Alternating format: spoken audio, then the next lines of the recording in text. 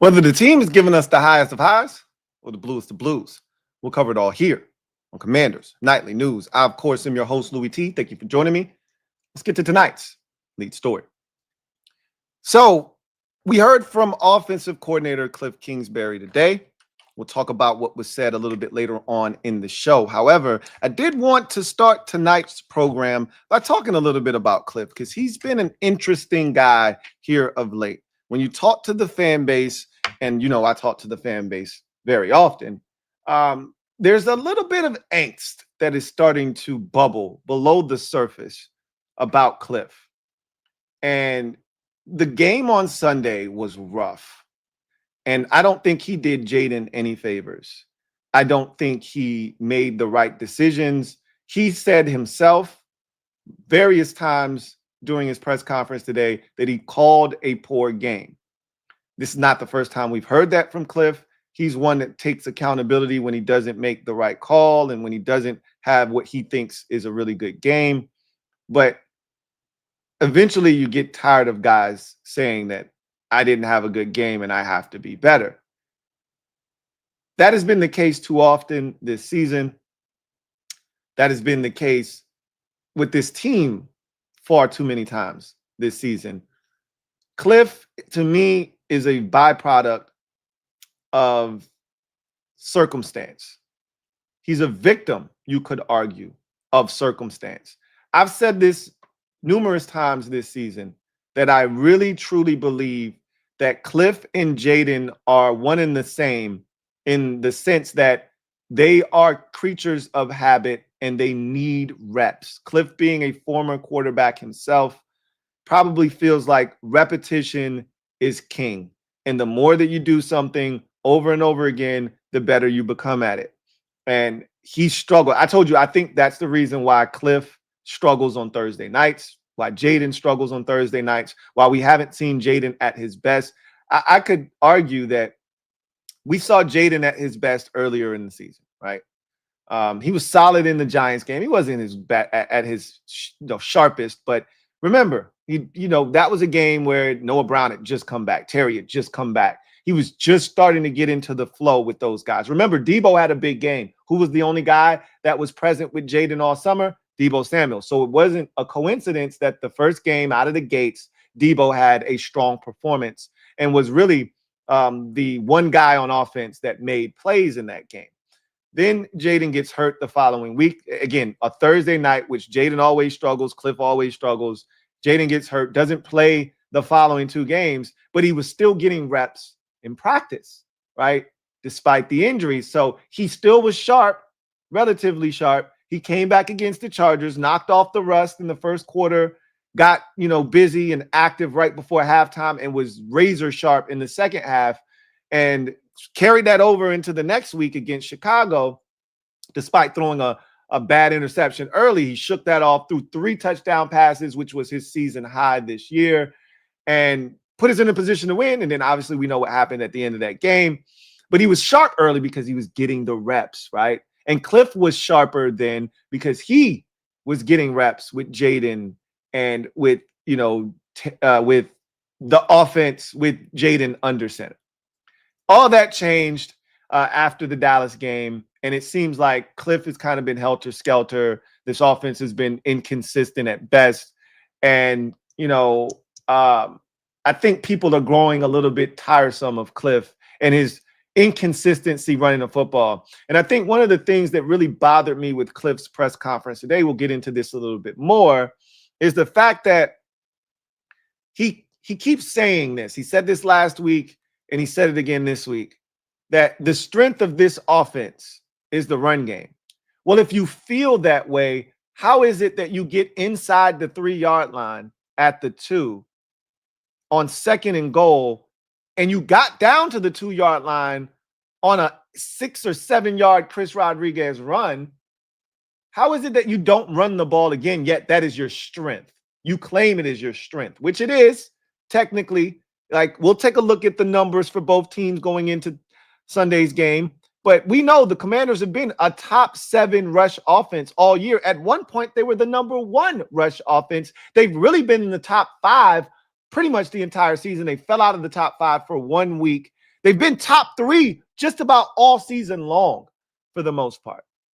So it is our strength, but yet you don't go to it enough. We find ourselves week after week saying we stop running the ball. Chris Rodriguez will have an excellent first half, and then Kliff goes away from him. Or, we'll see Chris Rodriguez having success, Bill come in, have some success, and yet we still go away from the run. It's something that frustrates us to no end.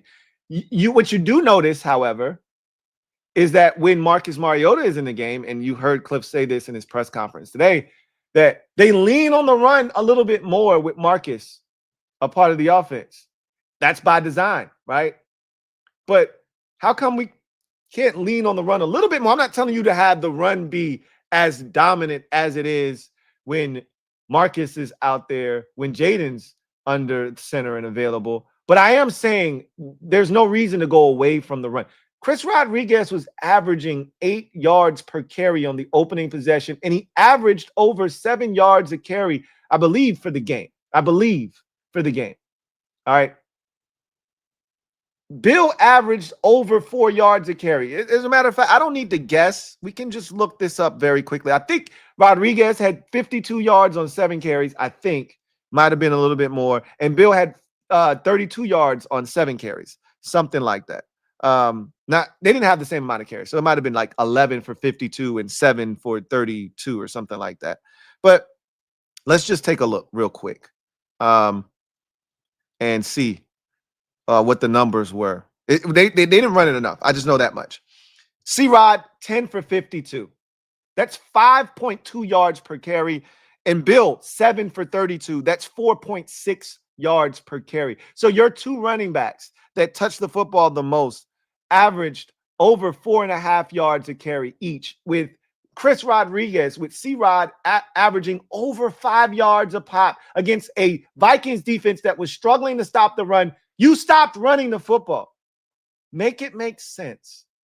Yet you keep talking about the run game being the strength of this football team, how you're impressed with the offensive line and their run blocking and Laramie Tunzel and how good he's been, how you're surprised about that. We'll talk more about that when we get to his press conference. But I say all of that to say this.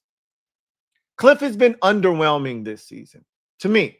Now, I'm still all in on Kliff. I don't think he's getting a job this year. He's pissed that opportunity away with his inconsistencies. But I think his inconsistencies stem from lack of consistency with the roster, with all the injuries, with all the change that has gone on. And he talks about that. He's talked about that, and he continues to harp on that, which we'll talk about a little bit later on. I want to ask you the question, though, because that's where I am now. I'm in the process of gathering information from you all. That's why a lot of times at the beginning of these shows, I'm asking you a question and I'm reading the comments in the comment section because I'm gathering data, information on how you guys feel. So it is important that you guys participate so that I'm not just hearing from the loud minority.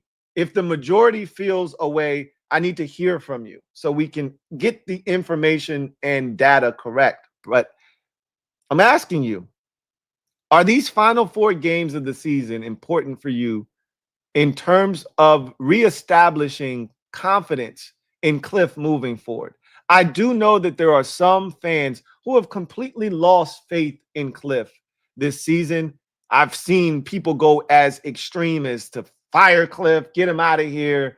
I'm not anywhere near there. I think Kliff is a really good offensive coordinator. We've seen him at his best be dynamic. Last year, he was phenomenal. There's always going to be those times where Kliff pisses you off because you would like this team to run the football and Kliff has other ideas. That even happened last year. That was a chief complaint of Kliff last season. It wasn't as great because this offense was spectacular and Jaden made up for any mistakes that were being made.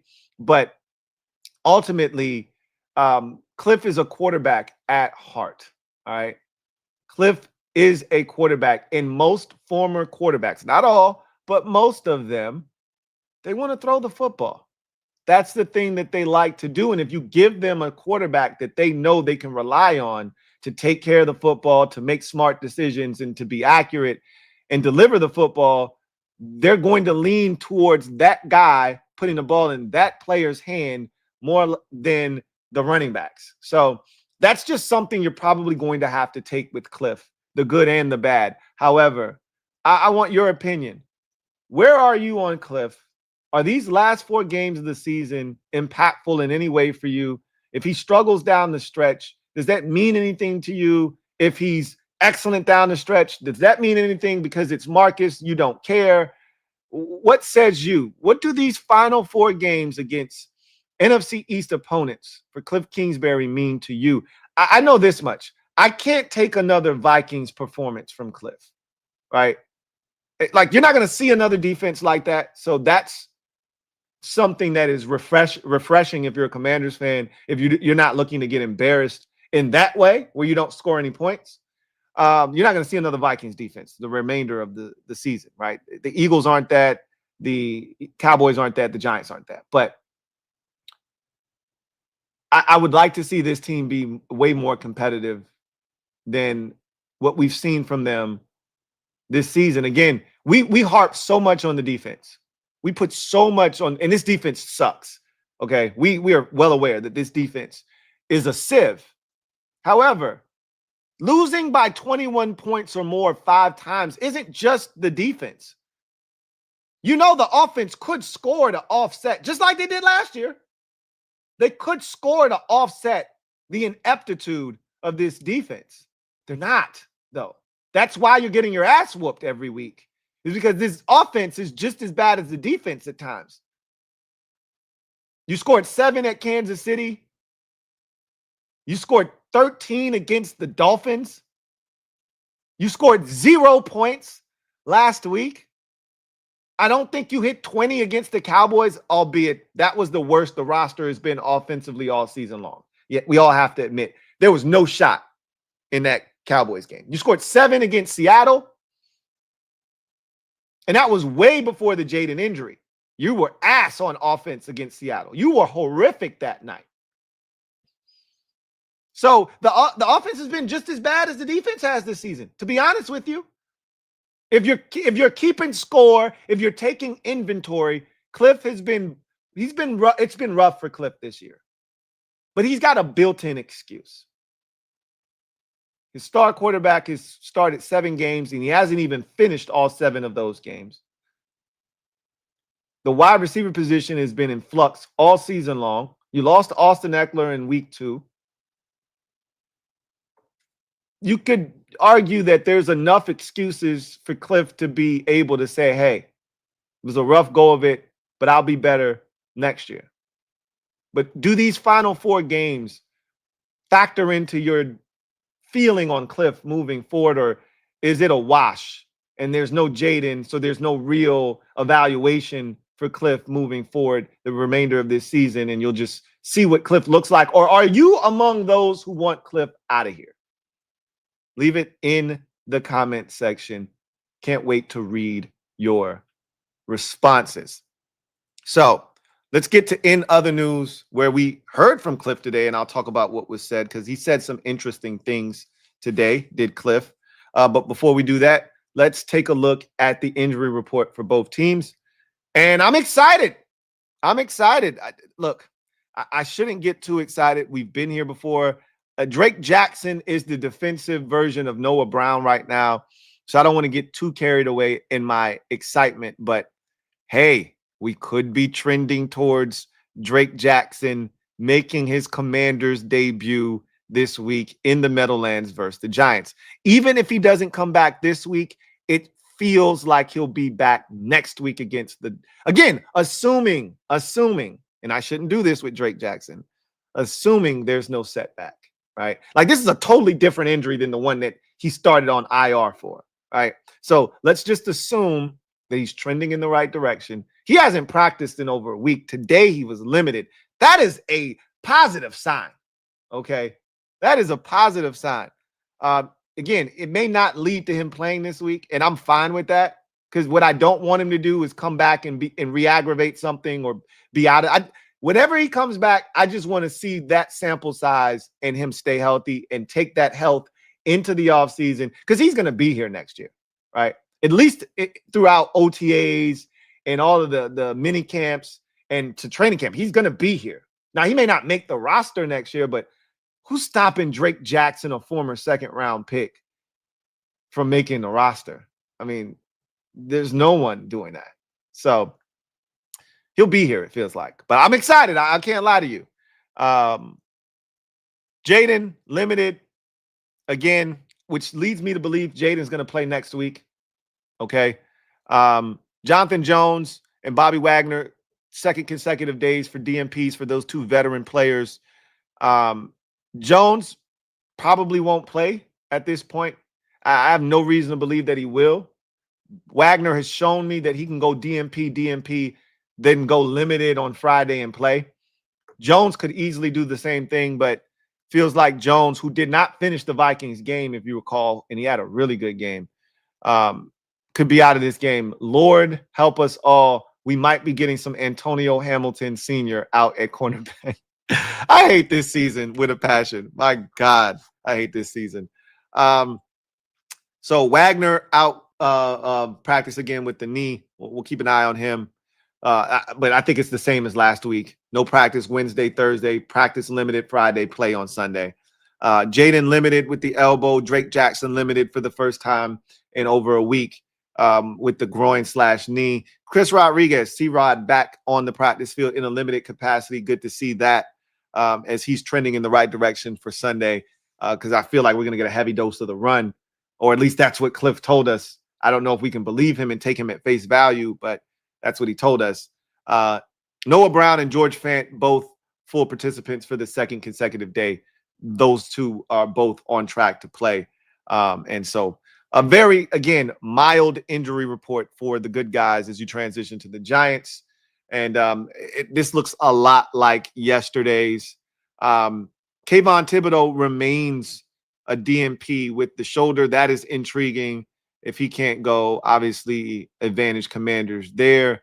DJ Davidson, I talked about him, and Raheem Nunez Roches is another guy that I think are really good interior rotational defensive tackles. Both of them continue to be out of practice.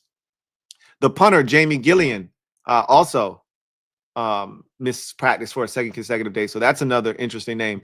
Gunnar Olszewski, limited.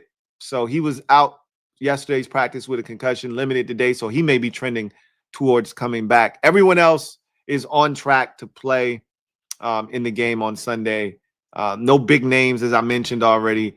In addition, though, Tyler Nubin, the safety, second-year safety out of Minnesota, was added to the injury report with a quad, limited on Thursday. Something to keep an eye on. But, again, no real needle movers outside of Thibodeau and the punter probably. So, we'll see what ultimately happens.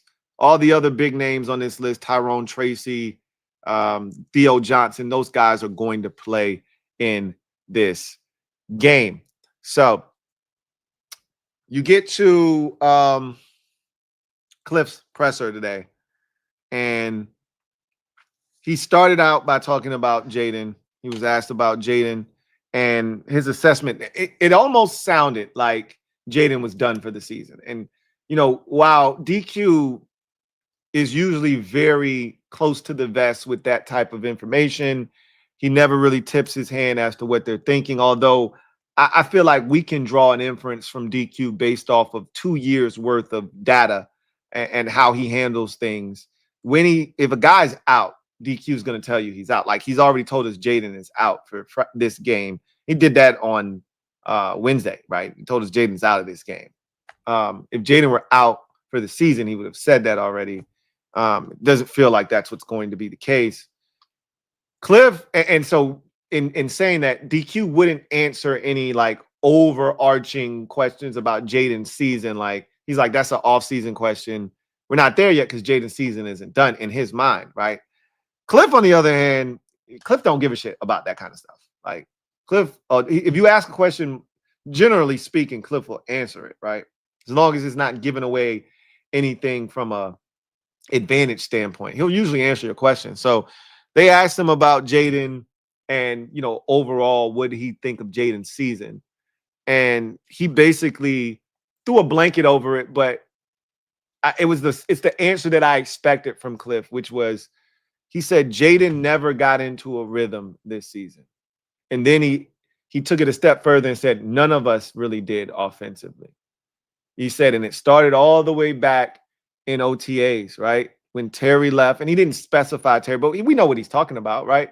Terry left, that stopped the continuity and the process of building that timing and rhythm that you need. And then not too long thereafter, Noah Brown got injured. And then that just, again, it set off a domino effect in a chain of events that we never really recovered from. You know, we buried our head in the sand as fans, but we also talked about this during the summertime. Like, this Terry thing is, you ever seen Any Given Sunday and Al Pacino is talking to the ownership, Miss Pagliacci or whatever her damn name is, Cameron Diaz. And he's like, this is tearing this team apart. That's how I felt about the Terry situation. It's tearing this team apart. And we felt it. We talked about that in the summertime, in the moment when it was happening. We felt it. And that, I think, sent shockwaves through this entire team. We could not have obviously planned or foreseen the injury circumstances that this team would face. But the Terry thing kind of set the stage for everything to happen the way that it did.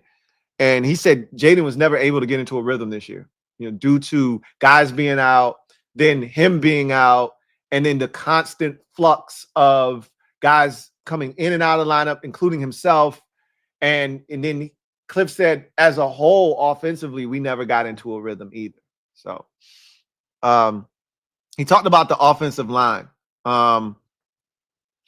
And he said, and I'm starting to get nervous. I almost don't want to bring this up. I'm not going to bring it up. But if it happens, just remember, I was going to talk about it, and then I decided not to because I don't even want to put it out there in the atmosphere. So he talked about the offensive line. We'll circle back to that. Put a pin in that. I hope we don't have to come back and pull the pin out of that. But he talked about the offensive line, and he talked about this group, and this is the second week in a row he's talked about the offensive line and basically said the same exact thing. This has been the most cohesive group all year.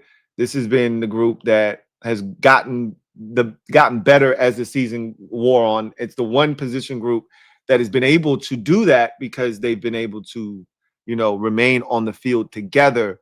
So he talked about Laramie Tunsil's impact. He talked about Josh Connerly getting better, and how this has been one of the strengths of the team to this point. He then talked about the importance of reps. And this was a really big conversation because it kind of bleeds into that Jaden conversation that we just had. He said that it starts in OTAs. You need the reps. You need the reps in minicamp.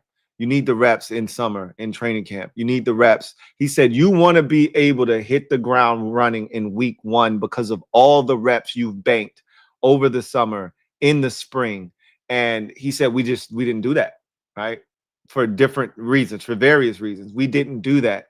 And then, you know, you get into the season and then you start having the injuries, and it just took a toll on this offense. And then I thought the next question was the biggest one of the press conference. How has his play calling been affected this season? And he went into, you know, great detail on this. He said, last year, we played a different style of football. He said, we could rely on Jaden. We could throw the ball. We could spread teams out a little bit more. We could be a little bit more balanced. He said this year, we're so reliant on the run, which a lot of us kind of smirk and even maybe cut our eye at him like, whatever, man.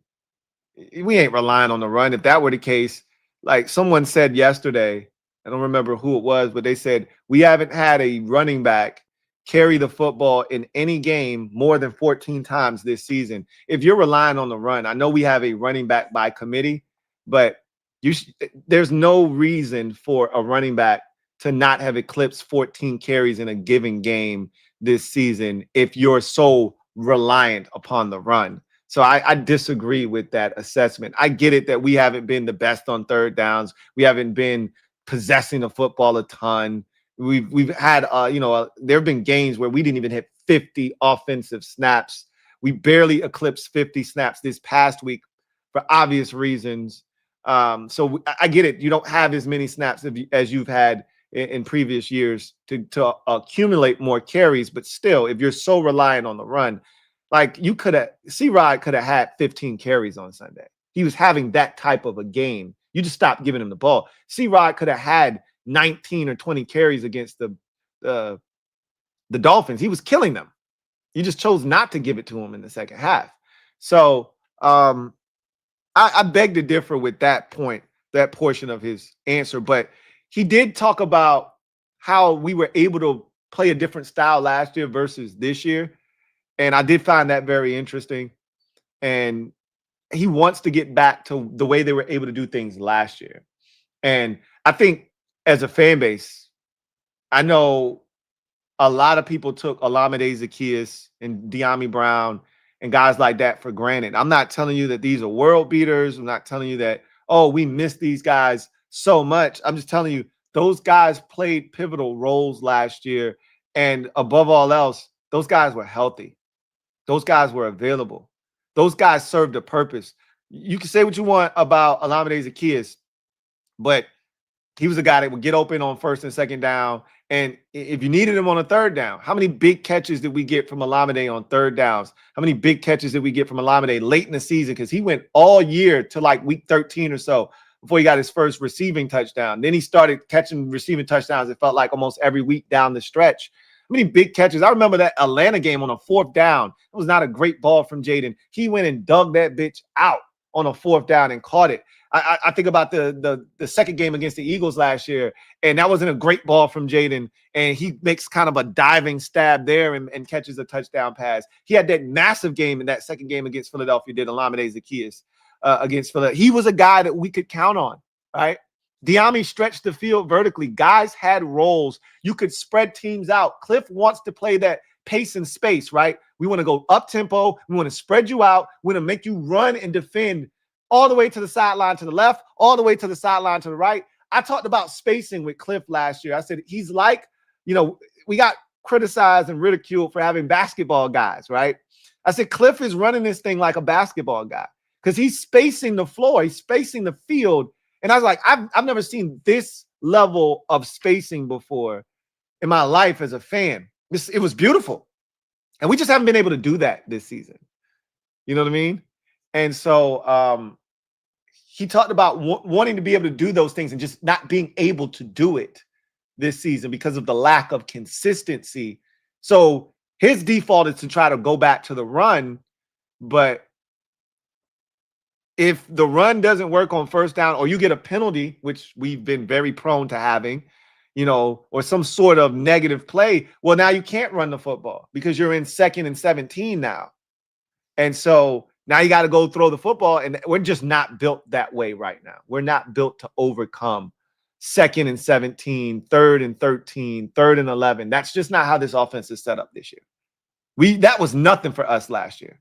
You get a holding penalty on first down, we're still going to get the first down. No worries. And if we got to go for it on fourth down, we'll do that.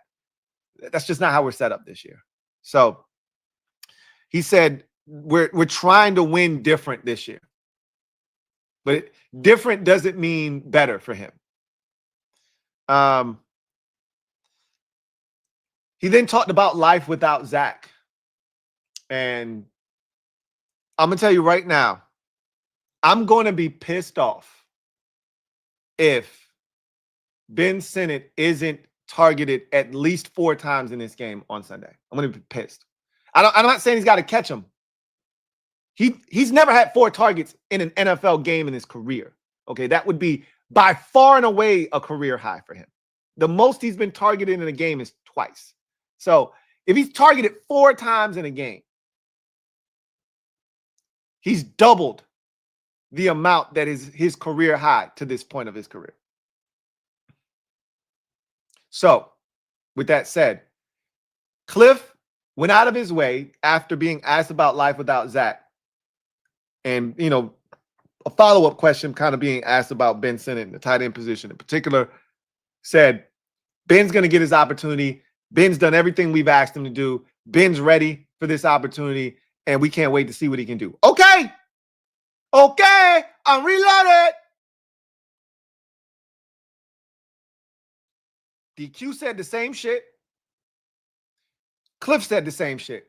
So I don't want to hear no excuses if we come back here on Sunday afternoon at 4:47, when I sit down in front of y'all, after I've done Bleacher Report, and I sit down, and the first thing I say out of my mouth is, they ain't throw the damn ball to Ben Sinnott, I'm going to be pissed off.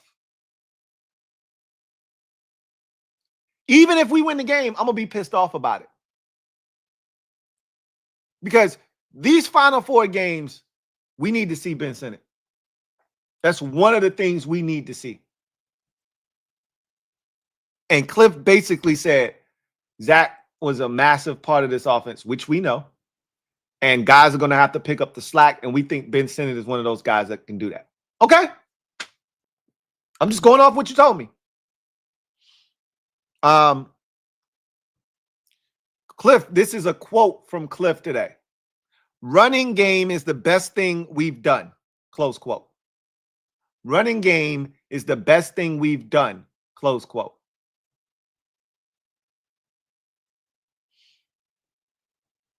If that is the case, why haven't we run it more? That's where I struggle. I talked about this already, so I'm not going to keep harping on this because I've already talked about it. But if that's what you're saying out of your mouth, if that's what you've identified, and if that's what the numbers say, which they do, then why haven't we run it more? I'm just lost. How do you get to the 2-yard line off of a run and then you don't run it again? But the run is the best thing that we do. I guarantee you if Marcus Mariota was out there, we would have run the ball. And that's why I said it's like two totally different mindsets. It's not game plans. Obviously, the game plan changes from week to week. And the game plan changes when Jaden's in the game. I'm aware. I'm not foolish. I understand that. But Kliff's mindset changes when Jaden's out there. He's more inclined to throw it than he is to run it. We don't have to beg him necessarily to run the ball when Marcus is in the game. They're going to do that. Like, they're going to run the ball against the Giants. The Giants stink against the run. They're going to run it this week.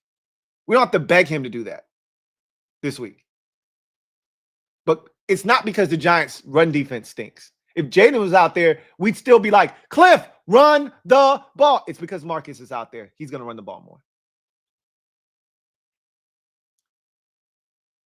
He talked about getting their asses handed to them by the Vikings. And he said, if you're a competitor, you want to get back out there as soon as possible. We got embarrassed on Sunday. We want to get out on the field as fast as possible to erase that feeling, to get that bad taste out of our mouth. So he said that's where they are. They're chomping at the bit to get back on the field offensively. He said so someone actually got up the gumption, the nerves, the balls, the stones to ask him about that sequence on that first drive. 2nd and goal from the 2. 3 straight passes. And he didn't go into specifics, but he said, that's on me. He said, every game I've got play calls that I want back. Every game. And, obviously hindsight is 20/20 when something doesn't work. I know in the back of his mind, he was probably saying, man, I drew up a gem on 4th down. I ain't trying to hear none of that shit y'all talking, because if Debo catch that bitch, we ain't even having that conversation. We ain't even having this conversation. And he's right. Even though I still would have been like, you could have run it, but if Debo catches the ball, we're not having a conversation. But it does highlight the fact that you had a chance to do the thing that you say we do best, and you just decided not to because 5 was out there. He said he said there were about 30 plays in the game this past week that he wanted back. I was like, God damn, Kliff. We have 52 offensive snaps. You wanted 2/3 of them shits back? He said, also, you got to give credit to Brian Flores and his staff. They did a phenomenal job. And I'm like, yeah, that's cool. I don't care nothing about that, though. I want to talk about you and your staff not being prepared for Brian Flores and his staff and having our guy look inept out there when he was out there. Because you clearly wasn't ready for the blitz. You clearly weren't ready for Brian Flores and what they were bringing. And you stopped running the ball. So, and then he talked about Laramie Tunzel, and he said he was like, I think Kliff speaks for all of us when he said this, because I felt the exact same way. He said, we knew we were getting an elite pass protector in Laramie Tunzel. He said, what I didn't know was that we were getting a guy that could be this good in the run game. I wasn't expecting Laramie to be dynamic in the run game. I just expected Laramie to be a dynamic pass protector. And like I said, we're more of a finesse offensive line. But Kliff was like, yo, we be leaning on Laramie and Chris Paul on that left side when we need a yard. That's where we going. We going off that left side, and them boys been mauling dudes. And I'm like, I didn't expect. He's like, I did not expect Laramie to be this good in the run game. So again, Laramie is gonna get paid this offseason, and rightfully so, well deserved. And he's been so good for us. I really hope he gets the recognition he deserves. He's never been an all-pro in his career. I think he's been one of the best tackles in football this season. I hope he gets an all-pro nod this year. He deserves to be an all-pro. I can't think of three tackles that are better than him. It would have to be four, because it's first team, second team, all-pro. I think there's a third team as well. I'm not sure if there is or not, but I can't think of four tackles that are better than him this year. There's some really elite tackles, but he's up there this year. I hope he gets the recognition he deserves. Anyway, that was Kliff's press conference. We'll get a word from our sponsor, come back on the other side, and then we will go behind enemy lines. The Tank Bowl. Sleeper is the best way to experience and connect over sports together.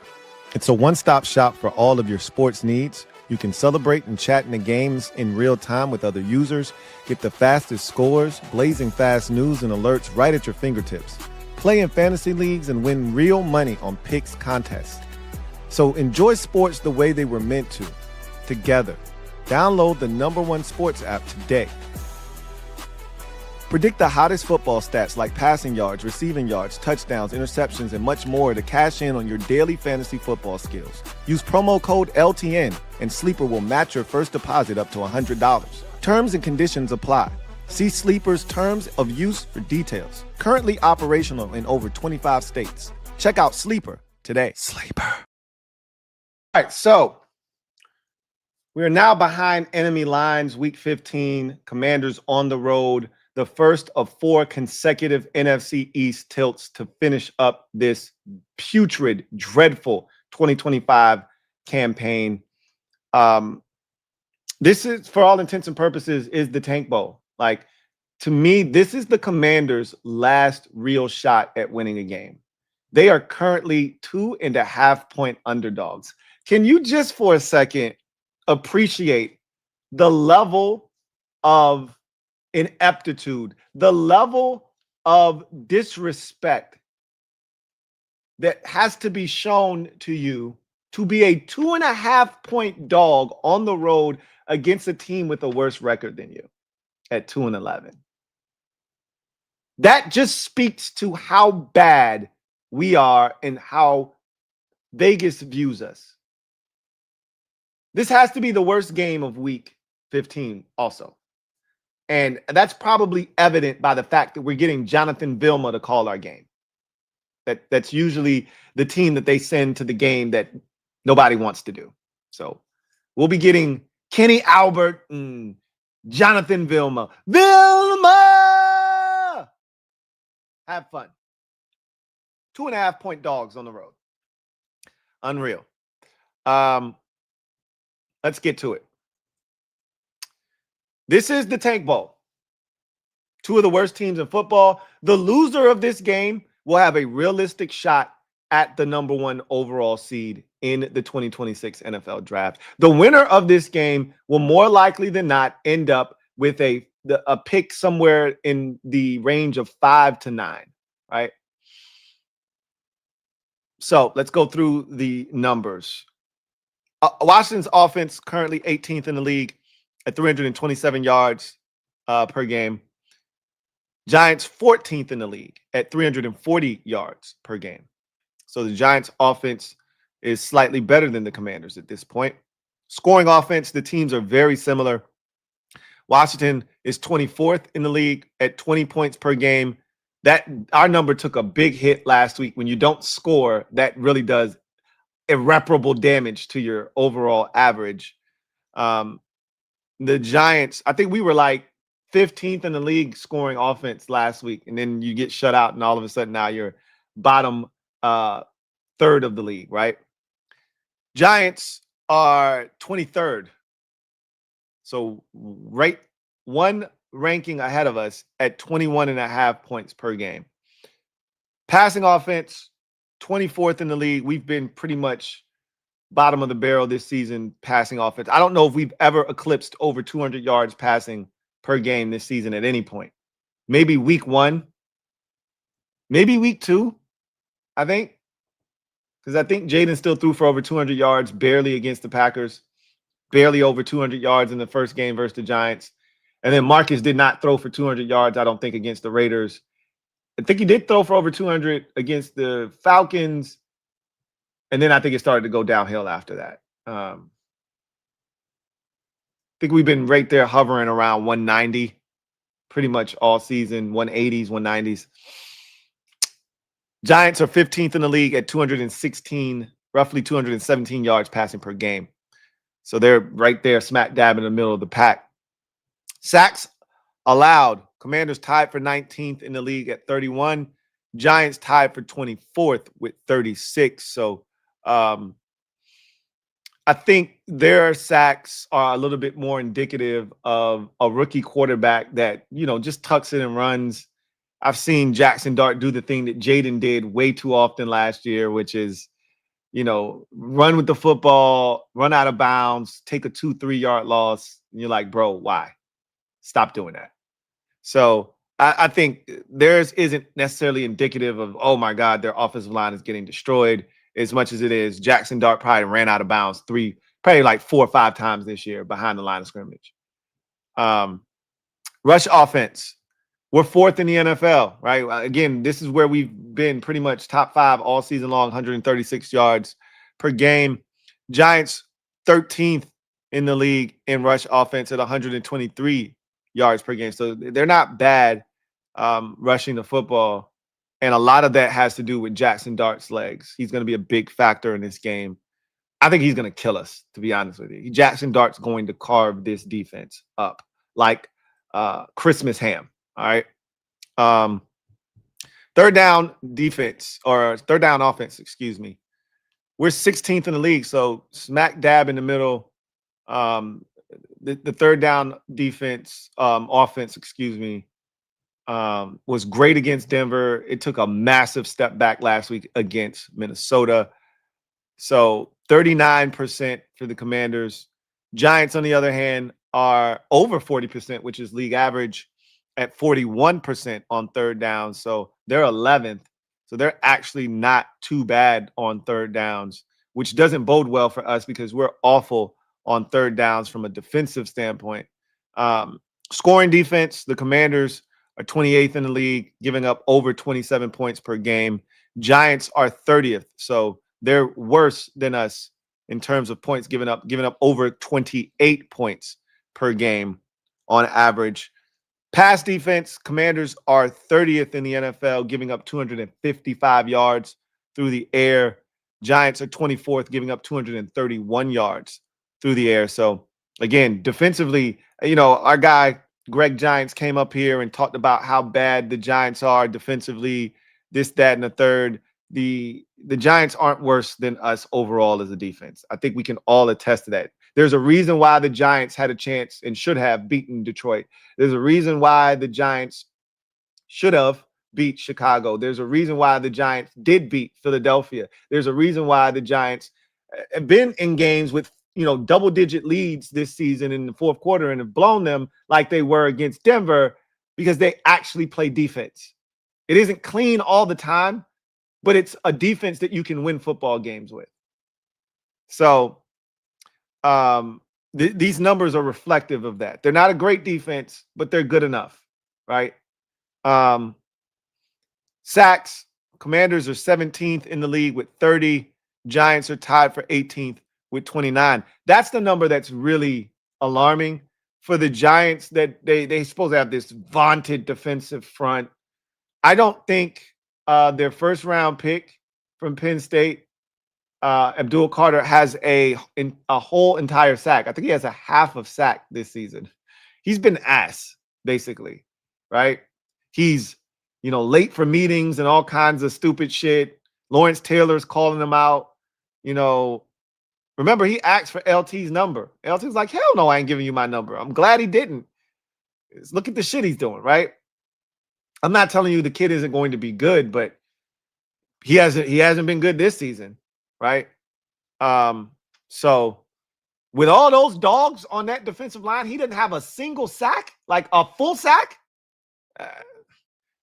And Giants fans were trying to talk us to death about their defensive front. Oh my God, how are you going to stop this group? And without any guys on the defensive line that can get to the quarterback, without the guy that's still leading our team in sacks, despite getting injured for the season in week 7, we still got more sacks on the season than the Giants.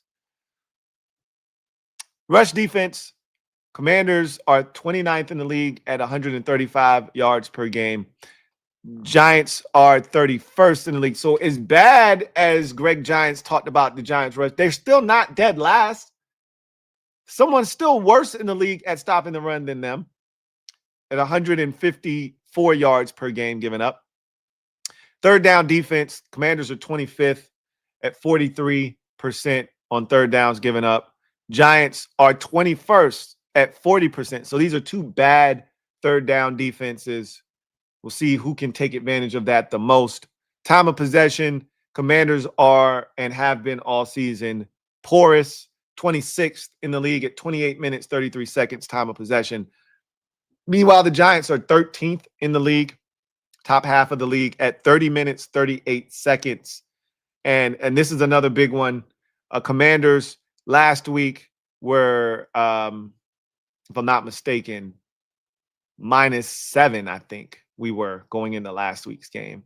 I didn't feel like we had 4 turnovers. Maybe we did have 4 turnovers in the game against the Vikings. Let's check and see. No, we had 3. So we were -8. That's what it was. It was -7. It was -8. I was doing the math in my head because I remember the Vikings were -15.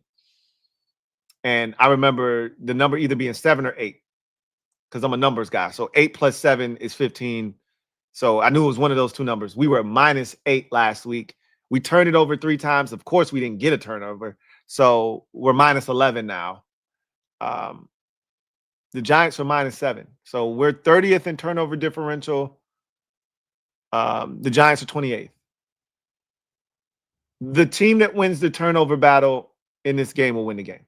I think it's really simple. Jackson Dart's going to have his way with this offense or this defense. I think we're going to be able to run the football against them. Mariota should be able to be somewhat successful. It's going to come down to who makes the least amount of mistakes.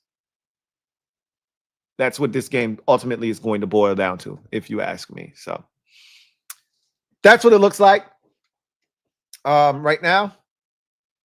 We got one comment. We'll get to it, and then we'll get out of here. T. Wade, thank you for the super chat. Greatly appreciate you. T. Wade writes, random, but if Kliff leaves, I'm calling Jay Gruden. I'm not. I wouldn't. Because Jay Gruden, if you recall, didn't have a run game. Never had a run game. His run game doesn't marry with the play action fake. I don't want to go back to that. So I wouldn't call Jay now. Jay was a master schemer of the pass game, we were a very efficient, dynamic offense, but I do want to be able to run the football. Like, I don't want everything to be on the quarterback. Everything was on Kirk Cousins when Jay was here. And it wasn't just because we had guys like Fat Rob as our running backs. The run game was never important to Jay Gruden. It was just a way to stay balanced, but that really wasn't the case. Kirk was throwing the football 35 times every week with Jay Gruden. I don't want to go back to that. It's not what I'm trying to have offensively. So if Kliff leaves, which he isn't, but you never know, either you're promoting from within or you got to go find you a young guy that's capable of manning the ship. But the way DQ has been grooming these guys within the building, I doubt that they are looking for someone outside of the building when Kliff finally does decide to leave. So we'll see how that goes. But anyway, I digress. That was the one and only Super. So we are going to get out of here. I look forward to chopping it up with you guys tomorrow. We'll talk about the keys to victory. I got a real interesting conversation for you guys tomorrow. And I'm dying to see what you guys have to say. So we'll talk about that. What DQ said on Friday. We'll see if some interesting developments on the injury report happen. So a number of things to look out for tomorrow. We got a game tonight between two NFC South teams. If you're interested, should be a fun game. And I'll be here to break it down on overtime if you're interested. Again, if not, I'll see you tomorrow. I don't think the Commanders Kings are going to be live tonight. We're still trying to iron out what the schedule is going to be. But I definitely will see you guys tomorrow here on CNN. Until then, I'm your man, Louie T, signing off. You guys have a good one. Take care. God bless. Good night.